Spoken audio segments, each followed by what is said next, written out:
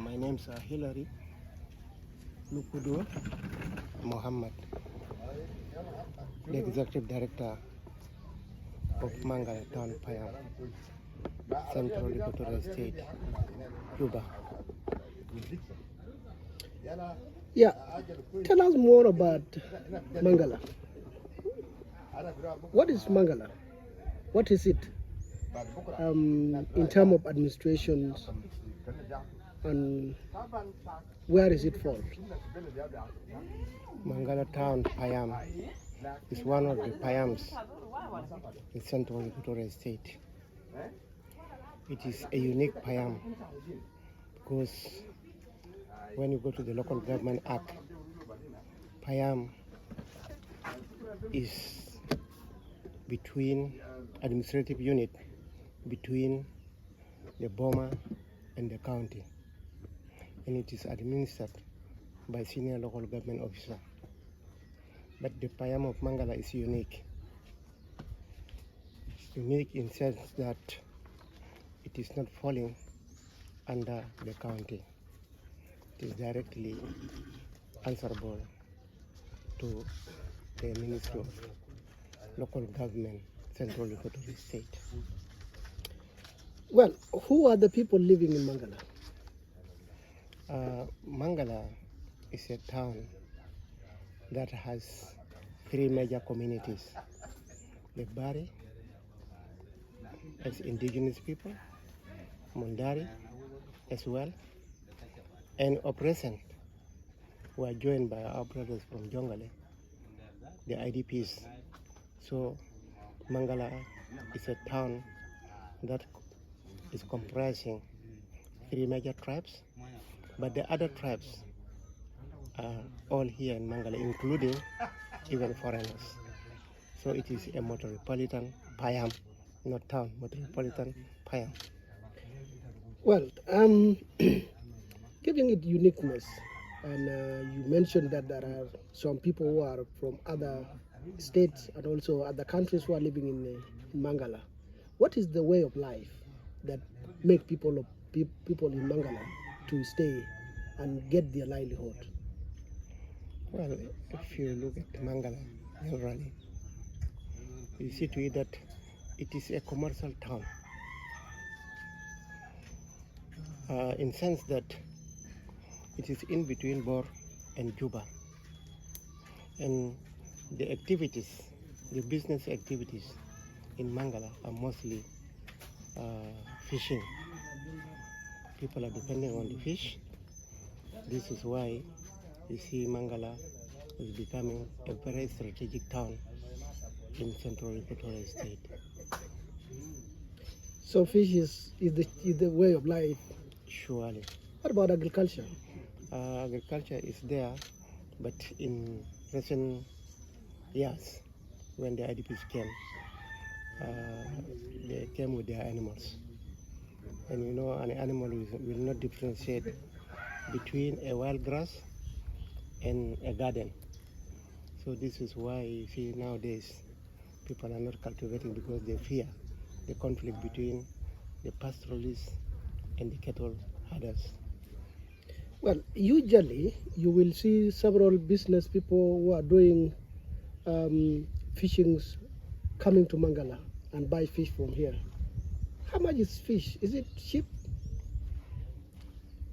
For us here in Mangalla, because we don't have money, it is very expensive. These tilapias, you can get 5 pieces with either 1,000 pounds, but in Juba, it's higher than that. So because Mangalla is a small town, the people with capacity to get money are very few. It's why we look at this fish as expensive. But when it is taken to Juba and it is sold at 5 pieces per 1,000, I think people will fight over it. So, yeah, we are seeing some traders, they are doing fishing, they are also doing business of fish that with dry fish being put in bulk. There are many, and then where do they take them? Those fish, first of all, they are not coming from Mangalla straight away. They are coming from Jongale, most of those fish, and being bought by our neighbors from Uganda. and some are even going up to Zaire. This is why you see those bulk of fish along the river bank. So most of the fish are not going to Juba, they are going to the neighboring countries. Well, how do you feel when you see several people coming in this area? You see the town is big. We walk around and we see it doesn't look like Fayam. It looks like a county. It's big. In the side, in terms of populations, how do you feel as administrator in this area? I feel happy because when the town is growing, it means investors are coming in. And at the end, you get development. So we need more people to come here to invest so that Mangalla comes back to to its original position of being the center of civilization in South Sudan. What do you mean? Being a civilized, central civilization. What do you mean by that? In early 1990s, people said 1902, the first Englishman by name Captain Cook stepped here and established his administration. From here, he moved to Jebel Lado. And then from Jebel Lado, he moved to Rajaf. From Rajaf, he moved finally to Juba. So I consider Mangalla to be the grandmother of civilization of people of South Sudan. Well, you may see the security situation in South Sudan in some part of the country is deteriorating. Tell us a little bit about the security situation in this area, given the fact that you say there are IDPs who are from other states and come here and you are hosting them. How do they live with host community, their relationship? The relationship is perfect. Since I came, I've never come across any conflict between the three major communities. So this is why I say Mangalla is a bit unique compared to the other towns in South Sudan. Last month, but one, we have some few insecurity cases, especially when you go to the bush. People mostly here depend on the forest products.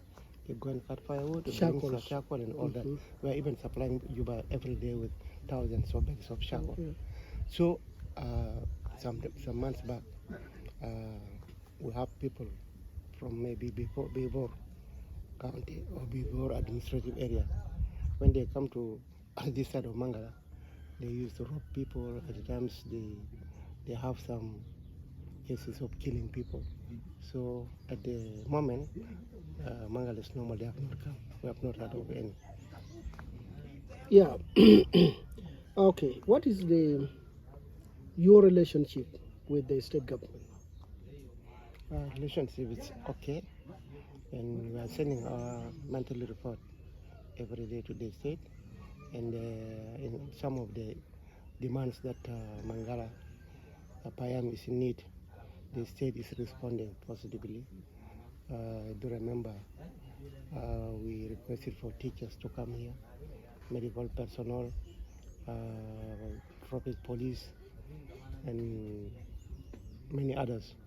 So at the moment we have the police tropics from the state. We're expecting the teachers to come, as well as the public prosecutor, so that we have all the government institutions in place. Well, you mentioned that there is IDPs in this area. How many IDPs are hosted by Mangalla? There are around 38,000. 38,000. Okay. 38,000 IDPs. Yeah. So where do they get food? They get their food from the World Food Program. They received their last food ratio last month.